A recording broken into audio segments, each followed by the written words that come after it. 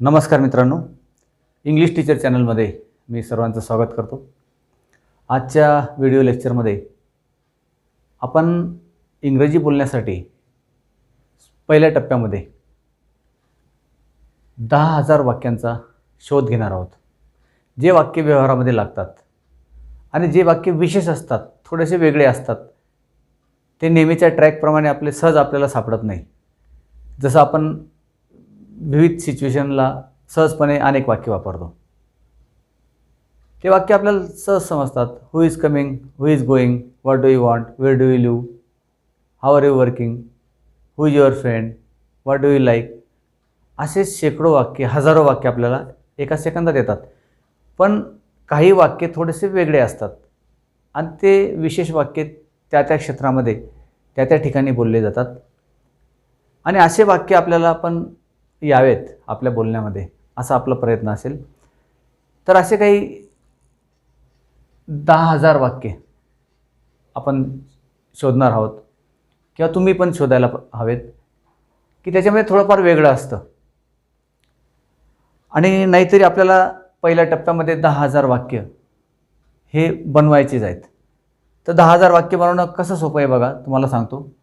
आपल्याकडे WH शब्द असतात. WH शब्द असतात साधारणपणे 14, 15, 16 असतात. आपण 15 धरू. आपले सहाय्यक क्रियापद आहेत 24. आणि पहिल्या टप्प्यामध्ये आपण इंग्रजी बोलण्यासाठी 300 क्रियापदं पाठ करणार आहोत. तर या 300 क्रियामध्ये काही रेग्युलर, काही इरेग्युलर क्रियापदं असतील. आणि या 300 मध्ये आपल्या आवडीनुसार आपण क्रियापद निवडायचे आहेत. तुम्ही ज्या क्षेत्रात काम करतात त्या क्षेत्रातले क्रियापदं घ्या. जे रोज लागणारे क्रियापद आहेत ते घ्या. म्हणजे फ्लुएन्सी येण्यासाठी पहिले आपल्याला परिचयाचे क्रियापद घ्यावे लागतील. नंतर आपल्याला बोलण्याचं जे क्षेत्र आहे ते विस्तारित करायचं आहे. त्याच्यामध्ये मग अनेक प्रकारचे क्षेत्र घ्यायचे, 20 ते 25 प्रकारचे. त्या प्रत्येक क्षेत्रातले क्रियापदे आणि त्या प्रकारचे वाक्य आपल्याला पुढे येतीलच. परंतु पहिल्या टप्प्यामध्ये आपल्याला आवश्यक क्रियापदे कोणते आहेत आपल्याला लागणारे, तर ते आपण घेणार आहोत. ते साधारण 300 घेणार आहोत आपण. मग हा जो आपला प्रवास आहे 15 × 24 × 300, हा साधारण 10,000च्या आसपास आपला एक टप्पा होऊन जाईल. याचा गुणाकार साधारण 10,000च्या पुढे येतो, 10,800 असं काहीतरी येतो. 15 WH शब्द, 24 सहाय्यक क्रियापदे आणि 300 क्रियापद. हे सर्व प्रश्न बनतील, तुमचे प्रश्न बनतील. आणि प्रश्नानंतर साधे वाक्य बनतील. साधारण 10,000 वाक्य सहज होतील. अजून तर आपण पॅसिव्हबद्दल बोलत नाही आहे, निगेटिव्हबद्दल बोलत नाही आहे. निगेटिव्ह करू शकतात तुम्ही, पॅसिव्ह करू शकतात. पण साधारणपणे एक चांगले वाक्य जे आपल्याला लागतात व्यवहारात ते आपण 10,000 पर्यंत तुम्ही शोधा. अशा प्रकारे बनवा आणि ते बोला. तर काही वाक्य आपण घेणार आहोत की ते सहजपणे आपल्याला त्याचं आकलन होत नाही. उदाहरणार्थ बघा, कोण कोण खेळणार. आता आपल्याला माहिती आहे हो, पण डबल वेळेस कोण कोण आलेलं आहे. तर मग अशा वेळेस आपण वापरतो हू all.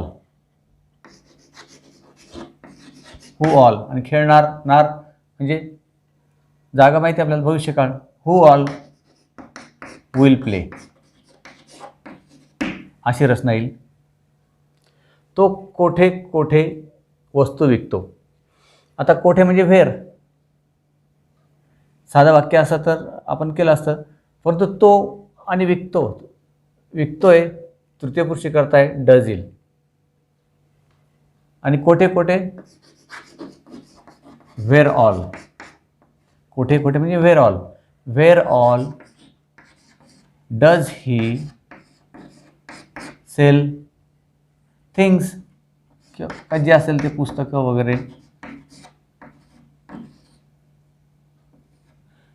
Where all does he sell things. म्हणजे थोडक्यात हा थोडासा वेगळा प्रयोग असतो. डबल वेळ झाले. आपल्याला WH शब्द माहिती आहेत. Who, what, where, why, how many, how much, whose, whom, असे ते जवळपास 14-15 होतात. How many, how much, how long, what for, अशा प्रकारचे असतात. परंतु इथे डबल आल्यामुळे काही वेळेस आपल्याला त्याचा सराव होण्यासाठी आपण अशी वाक्ये घेणार आहोत किंवा बाकी तरी घेणार आहोत. आता अंधार होत आहे. संध्याकाळची वेळ असेल तर अंधार होत आहे. तर अशा वेळेस गेट फॉर आपण वापरतो आणि करता इट घेतो. It is getting dark. It is getting dark. आता काळोख होत आहे किंवा अंधार होत आहे. असे इट करता घेतला आपण. भारतात केव्हा केव्हा पाऊस पडतो. आता केव्हा केव्हा म्हणजे किती वेळेस, कसा, त्याला आपण हाऊ ऑफन वापरतो. हाऊ ऑफन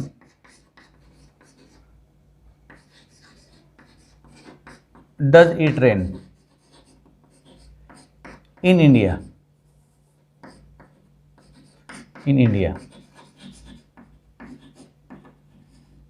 केव्हा केव्हा म्हणजे हाऊ ऑफन. मीनाजवळ किती सोनं आहे. आता किती दोन प्रकारचे असतात, एक काउंटेबल आणि अनकाउंटेबल. आता किती सोनं आहे म्हणजे मोजता येणार नाही, तिथं काही युनिट दिलेलं नाही आपल्याला, ग्रॅम. परंतु आपण अंदाजे म्हणतो किती, म्हणजे how much. How much gold. आता जवळ असणे, मालकीचे असणे, त्याला हॅव क्रियापद आपण वापरतो. How much gold does Meena have. अशी रचना येईल. How much gold does Meena have. मीनाकडे किती सोनं आहे. नळातून पाणी वाहत आहे. The water is running out through the tap. किंवा tap is running, water is running out.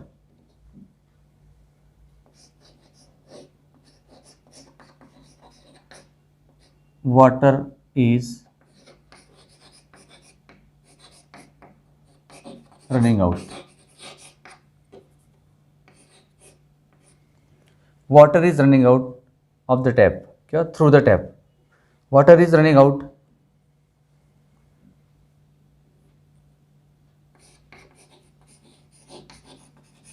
Through the tap.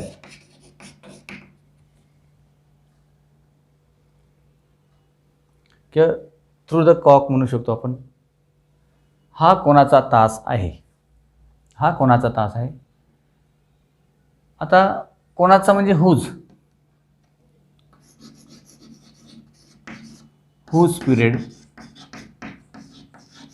Is this. Whose period is this. हा कोणाचा तास आहे. पुढचा तास कोणाचा आहे, म्हणजे हे वाक्य आणि हे वाक्य संबंधित आहे. तसं आपण जेव्हा 10,000 वाक्ये बनवायचा शोध घेतो, सर्च फॉर 10,000 सेंटेन्सेस, 10,000 वाक्याचा जेव्हा शोध घेतो तेव्हा प्रत्येक वाक्याच्या आजूबाजूला एक एक वाक्य असतं. मग ते वाक्य पण आपल्याला समजतात. म्हणजे 10,000चा शोध घेतला तर 30,000 वाक्य आपल्याकडे येतात. परंतु शोध घेणं महत्त्वाचं आहे. तसं the title for today's lecture is search for 10,000 sentences. तर अशा प्रकारे डब्ल्यू शब्द, सहाय्यक क्रियापद, तीनचे क्रियापद आणि त्याच्या आजूबाजूची वाक्य आपल्याला सापडतात. तसं याच्या बाजूचं वाक्य आहे, हा तास कोणाचा आहे आणि पुढचा तास कोणाचा आहे. मग इथे येईल whose period is the next.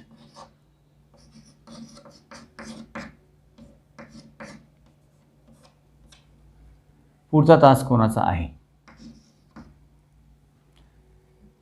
तेथे काय काय घडले. आता काय काय डबल वेळेस आलेला आहे. व्हॉट म्हणजे काय. मागच्या वेळेस सुद्धा व्हॉट ऑल घेतात. तेथे काय काय घडले. What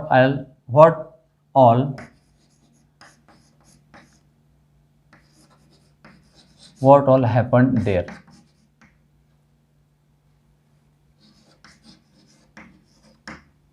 what all happened there. चहा थंड होत आहे. साधं वाक्य.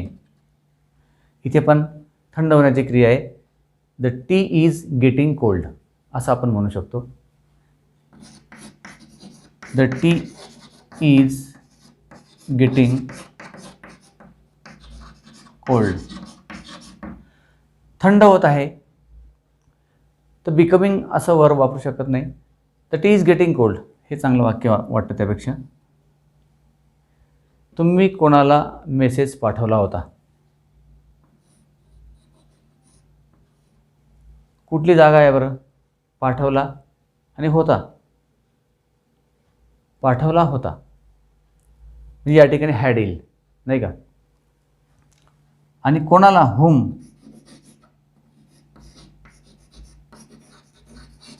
हुम हॅड यू सेंट V3 घ्यावं लागेल. A message. तुम्ही कोणाला मेसेज पाठवला होता. Whom had you sent a message. तू किती दूध पितो. आता इथे अनकाउंटेबल आहे. परत अनकाउंटेबल नाऊन आहे.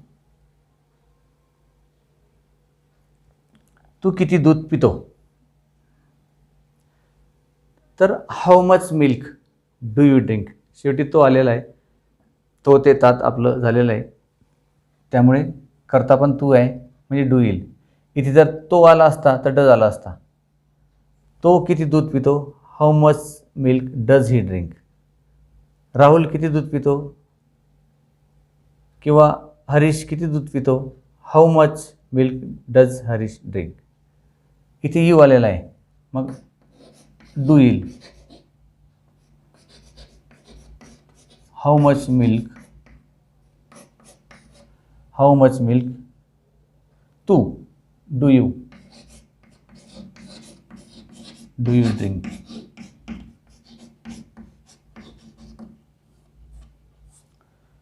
How much milk do you drink. त्या प्रकारचं वाक्य हे त्या पद्धतीनेच आपल्याला बोलावं लागतं किंवा त्याचं भाषांतर करावं लागतं. काही नियमित वाक्य असतात त्या ठिकाणी काही अडचण नाही. पण काही विशेष वाक्य असतात त्या ठिकाणी थोडंसं आपल्याला प्रयत्न करावा लागतो. आणि असे वाक्य आपल्या वहीमध्ये आपण लिहून ठेवायचे आणि याचा सराव करायचा की अशा परिस्थितीमध्ये या वाक्याचं कसं इंग्रजी होईल. काही वेळेस वर्ड टू वर्ड ट्रान्सलेशन होत नाही. काही ठिकाणी ऑड वाक्य असतात. त्यासाठी आपलं हा शोध असतो आणि हा शोध आपण नेहमी घ्यायचा. बोलणाऱ्याने हा शोध घेत राहायचा. अजून काही वाक्य आपण घेऊ म्हणजे अजून चित्र स्पष्ट होईल. 13. तुझ्याकडे किती पैसे आहेत. आता किती पैसे इथे काही मोजण्यासारखं दिलेलं नाही युनिट तर न मोजता येणार ते किती.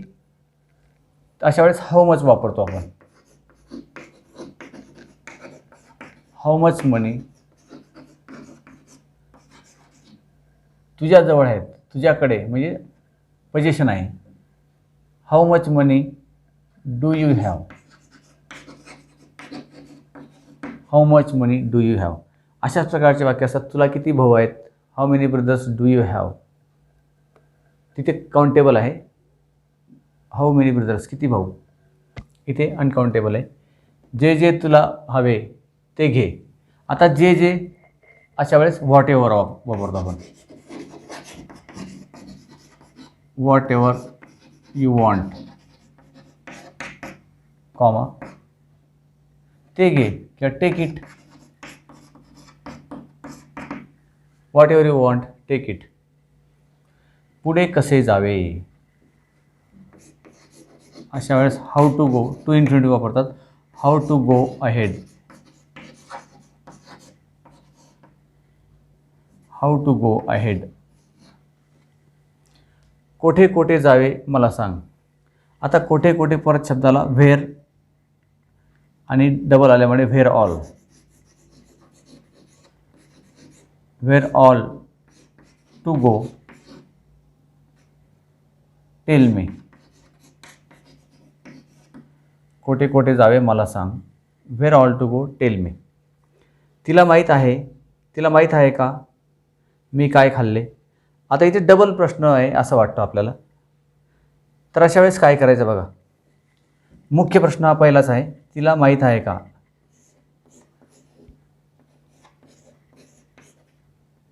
Does she no.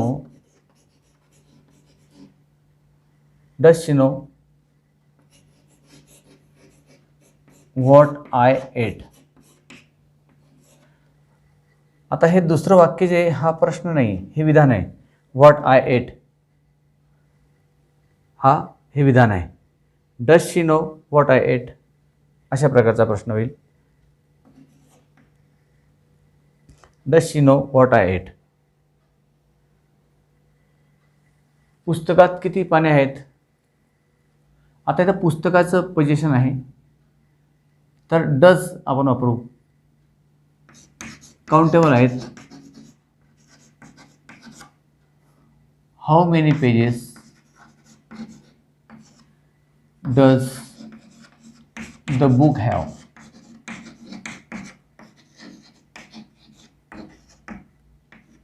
पुस्तकाला किती पाने आहेत, म्हणजे पुस्तकाचं पोझिशन आहे ते, पुस्तकाकडे किती पाने आहेत किंवा पुस्तकाला किती पानं आहेत. मग काउंटेबल आहे. How many pages does the book have. किती खावे, कितीला शब्द आहे हाऊ मच, अनकाउंटेबल आहे. हाऊ मच टू ईट, किती खावे, त्याला माहीत नाही. आता इथे करतात त्याला आहे म्हणून माहीत नाही. डझंट नो येईल. ही डझंट नो.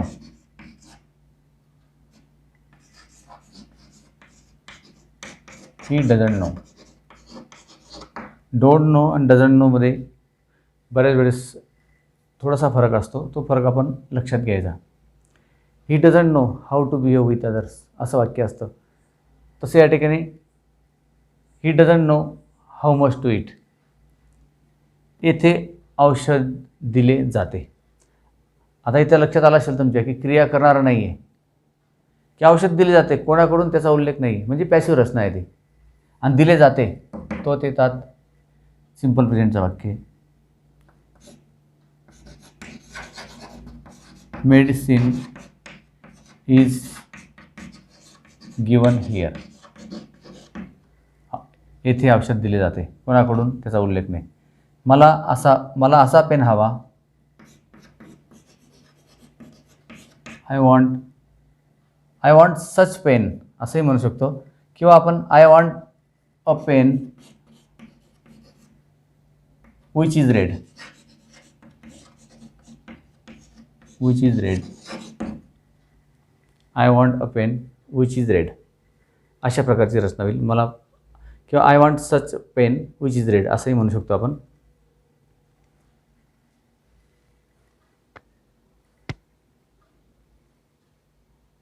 स्क्रीनशॉट घेऊन एका याच्यात तुम्ही वाक्य पाहू शकता. तर असे वाक्य घेण्याचा एक हेतू आपला असा आहे की 10,000पर्यंत वाक्य हे बोलणाऱ्याकडे असायला हवे. बाकी इतर वाक्य आपण कंडिशनप्रमाणे बनवतो, तिथे आपल्याला काही अडचण येत नाही. पण काही टिपिकल वाक्य किंवा त्या क्षेत्रातले वाक्य हे आपल्याकडे आपण जमा करावे. किंवा कोणकोणत्या वाक्याचं इंग्रजीमध्ये कसं आपण भाषांतर करतो किंवा कोणत्या ठिकाणी कोणतं वाक्य लागेल, यासाठी असा प्रयोग शिकणाऱ्याने करायचा आहे. आणि असे वाक्य तुम्हाला अनेक ठिकाणी लागतील. स्टोरी टेलिंगमध्ये लागतील, लेटर रायटिंगमध्ये लागतील, दवाखान्याला लागतील, इंडस्ट्रीमध्ये लागतील, पॉलिटिक्समध्ये लागतील. त्या क्षेत्रातले वाक्य तुम्ही काही ठराविक वाक्य जमा करा आणि 10,000पर्यंत वाक्य जमा करा.